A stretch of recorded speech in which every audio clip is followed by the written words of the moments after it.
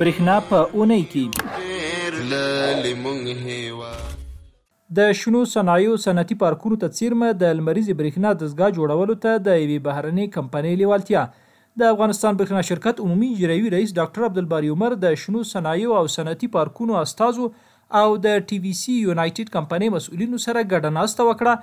ناسته کې د یادې بهرنۍ کمپنۍ مسؤل وویل چې غواړي کابل کې صنعتي پارکونو ته څیرمه د 30 میګاواټه لمریزې برېښنا دستګاه جوړولو پر پروژې پانګونه وکړي.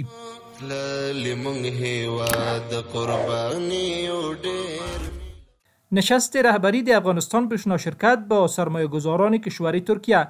دکتر عبدالباری عمر رئیس عمومی د افغانستان برېښنا شرکت در دیدار با خلیل ابراهیم مسئول کمپانی خصوصی درباره فرصت‌ها و امکانات سرمایه‌گذاری پروژه‌های تولید انرژی برق معلومات ارائه نمود.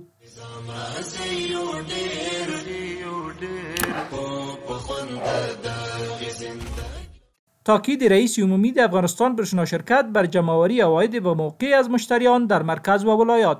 دکتر عبدالباری عمر رئیس عمومی د افغانستان برېښنا شرکت با رؤسا و مسئولین ولایتی حوزه‌های هرات و ننگرهار طی ویدیو کانفرانس بر جمع‌آوری به موقع عواید، کاهش ضایعات برق و اصلاح شبکه تاکید نمود.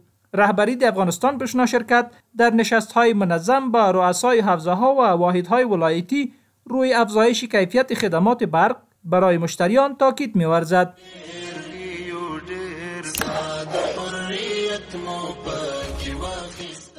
ننګرهار کې د روان لمریز کال لومړی شپږو میاشتو کې 909 میلیونه افغانۍ عواید راټول شوي او 1900 جریبه ځمکه له غاصبینو بیرته راګرځول شوې ده. د ننګرهار برېښنا حوزې په هڅو یاده موده کې د 280 پیرودونکو برېښنا تعرفې تجارتي شوي او د 1080 عوارضي میټرونو پر ځای 90 میټرونه نصب شوي دي.